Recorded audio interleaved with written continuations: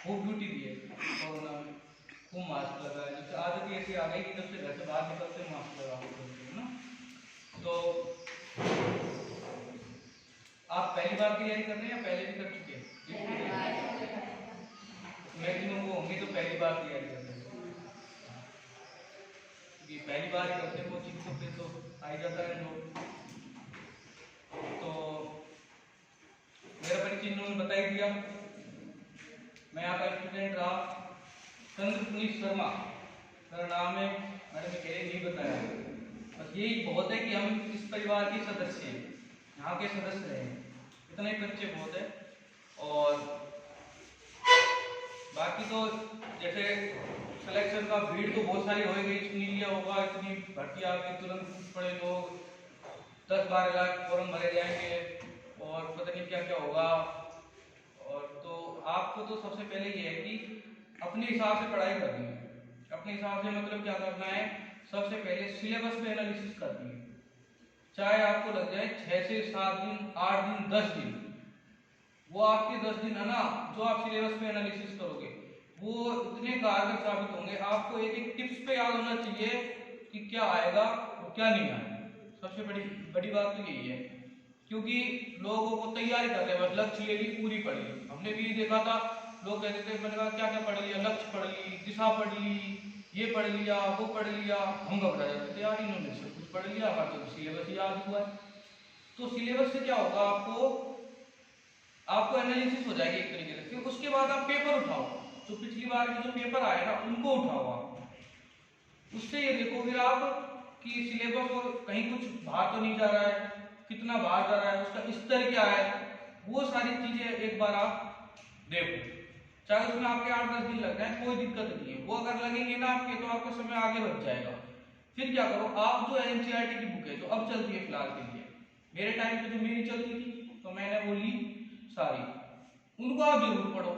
ऐसे नहीं सारी पढ़नी है, जो हमारे सिलेबस में है वो आप पहले कर लोगे। ये काम तो सिलेबस में है क्या, तो जो सिलेबस में है, सिलेबस में आप क्या करोगे, उसको है ना उठा के सिलेबस को, और जो टॉपिक है ना एनसीईआरटी में उनको पढ़ो एक बार। ऐसे पढ़ो जैसे छह में कार्बन का कोई टॉपिक है, विज्ञान साइंस वालों के लिए बता रहा हूँ जैसे, फिर 7 में कार्बन का कोई टॉपिक है। ऐसे ही है, किताबें सारी ऐसी ही हैं कि एक टॉपिक है वो 6 में भी है, 7 में भी, 8 में भी है। वो इसलिए बनाई है गवर्नमेंट ने, कई बार शिक्षकों की पहले बहुत कमी थी, तो 6, 7, 8 को बिठा के और एक टीचर पढ़ा सकते उसको, तो इस तरह से बनाई हुई है। तो आप क्या करो, 6, 7, 8, तो है ना तीनों में कार्बन को पढ़ो। मतलब मैं बता रहा हूँ, आप अगर आर्ट्स से हो तो आप कोई भी टॉपिक जैसे राष्ट्रपति पढ़ा रहा हूँ, है ना, तो आप जैसे पॉलिटिक्स में राष्ट्रपति पढ़ लो, तो आप 6 का राष्ट्रपति पढ़ो, फिर 7 का पढ़ो, फिर 8 का पढ़ो, है ना। आप पढ़ो, पढ़ने के बाद फिर आप पेपर उठाओ कि राष्ट्रपति में से कोई क्वेश्चन आया है क्या, फिर उसको सॉल्व करो। अगर आया है तो सॉल्व करोगे तो आपको लगेगा वास्तव में आपका हल हो रहा है या नहीं हो रहा। क्या पता चीजें ना उसके इर्द गिर्द ही घूमेंगी, आप ये ध्यान रखना कि उसके इर्द गिर्द घूमेंगी। बाकी आपके जो सारे ऐसे साइकोलॉजी में भी आप, और मैथड में, इसमें क्या तरीका अपनाना है, मैडम बहुत अच्छी है अनीता सोनी मैडम, सारा बहुत अच्छे से पढ़ाएंगे।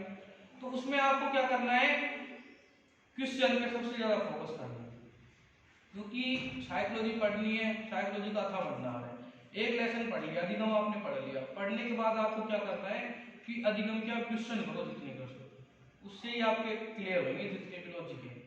यहाँ सारे लॉजिक क्लियर नहीं हो रहे, क्योंकि अधिगम पे तो एक लर्निंग पे पूरी किताबें बनी हुई है, 4-4, 5-5, कहाँ तक पढ़ोगे आप।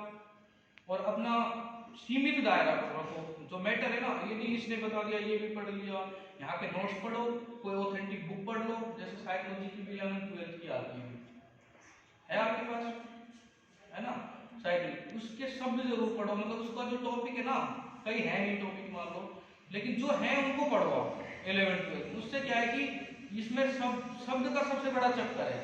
शब्द साइकोलॉजी का ऐसा होता है कि जो एक बार में आदमी को घुमा देगा यार क्या है, और उसका इंग्लिश वर्जन है वो बहुत अच्छा है, वो हमें समझ आ रहा है। हिंदी ऐसी आएगी जो आपको यार क्वेश्चन क्या है, जो समझ ही नहीं आ रहा, क्वेश्चन ही समझ नहीं आ रहा, आंसर क्या लगाएं, तो तुक्का मार के आएंगे।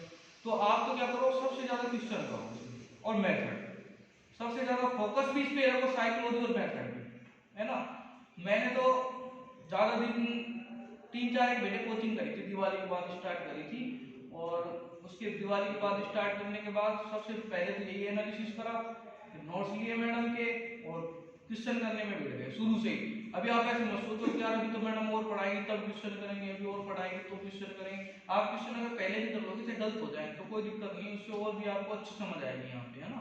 मेथड और साइकोलॉजी पे सबसे ज्यादा फोकस रखो। उसके अलावा जो एनसीईआरटी की बुकें हैं उन पे सबसे ज्यादा फोकस रखो। एक जैसे आपने देखा होगा हिंदी और सिलेबस है संस्कृत का, इंग्लिश का, जो भी है, हिंदी में देखा होगा एक चैप्टर तो ऐसा है जिसमें संधि, समास, तद्भव, तत्सम बहुत सारी चीजें हैं क्या। अब मैं तो मैथ साइंस का स्टूडेंट था तो मुझे तो हिंदी संस्कृत समझ नहीं आ रही थी, पर मुझे तो पढ़ना तो था ही सिलेक्शन के लिए। तो उसमें आप एक बार एनालिसिस करना सिलेबस में कि 2 चैप्टर तो ऐसे हैं, 3 है, मतलब 15 क्वेश्चन आएंगे, 15 तो मेथड के आएंगे और 15 व्याकरण के आएंगे। तो उसमें आप देखना कि 15 में 2 चैप्टर ऐसे हैं कि उनको अगर हम चाहें तो 2 दिन में बहुत आराम से समझ सकते हैं, कर सकते हैं और हमारे सारे क्वेश्चन सही हो सकते हैं। शायद मेरे हिसाब से एक तो सेकंड वाला चैप्टर है वाक्य प्रकार, जो भी है, मेरा सिलेबस मैंने देखा नहीं है वैसे, वाक्य प्रकार वगैरह। एक वो है संज्ञा वाला है, शायद संज्ञा वाला नहीं है, वचन, लिंग वचन वाला है क्या, लिंग वचन वाला जो सिलेबस में है ना, लिंग वचन वाला। आप वो देखना, वो दोनों हैं। और ऐसे होगा पोर्शन जैसे 6 यूनिट बेटी पढ़ी है तो 6 का मतलब 30 क्वेश्चन आने, तो 5 पहली यूनिट में से आएंगे, 5 दूसरी यूनिट में से आएंगे, 5 तीसरी यूनिट में से आएंगे, इस हिसाब से आएंगे। तो आप उसमें क्या करो कि वो वाला टॉपिक धीरे धीरे पढ़ता रहो जो ज्यादा है, एक किताब बन जाती है उसमें संधि, समास, विलोम, तद्भव, तत्सम सब कुछ उसमें है। और उसके अलावा दो यूनिट बच गए उनमें बहुत कम मैटर है, तो उनको तो आप पहले ही पढ़ो और उनके क्वेश्चन करो और उसको धीरे धीरे पढ़ते रहो। तो आपको ऐसा लगेगा, फिर मेथड आप पढ़ोगे तो ऐसा लगेगा हमारा बस एक चैप्टर बच रहा है, बाकी हिंदी हमारी कंप्लीट हो गई। ऐसे सेम डिट्टो करो, संस्कृत लिया जिसने इंग्लिश ली है, इंग्लिश का तो मुझे नहीं पता, मैंने इंग्लिश नहीं ली थी, संस्कृत ली थी, है ना। तो ऐसे ही आप फिर उसमें रहो, है ना। तो इससे क्या होगा, आपका सिलेबस बहुत जल्दी कवर होता दिखेगा, आपको कॉन्फिडेंस अप होता दिखेगा, है ना। आप जैसे जैसे बिल्कुल नजदीक आते जाओगे एग्जाम के और ऐसे ऐसे आपका कॉन्फिडेंस अप होता जाएगा। और रीड में सारी कहानी कॉन्फिडेंस की है और इसमें कुछ नहीं है। 3 महीने में मेरे आए थे 126 नंबर और सिर्फ कॉन्फिडेंस की वजह से। तो आप ना बस ये रखना कि शुरू से ही आप मत मूड में रहना कि मैडम ने पढ़ा दिया, आज पढ़ा दिया, जो टॉपिक कम से कम उसके 50 क्वेश्चन तुमसे करने ही करने, घर जाकर कहीं से भी ढूंढो, चाहे मैटर मत ढूंढो, मैटर बहुत है, सब्सटेंट मैटर मैडम का। ऐसे मैटर ढूंढने लगोगे तो आपको मैंने बता दिया एक एक टॉपिक पे 4-4 किताबें मैडम को पता है, अधिगम पढ़ाएंगे, अधिगम पे बहुत सारे राइटरों की किताबें, लेकिन आपको जो मैडम ने पढ़ा दिया बहुत है। उसके अलावा तो ये आप ये करो, क्वेश्चन करो ज्यादा से ज्यादा, तो उससे क्या आपका कॉन्फिडेंस अप होगा।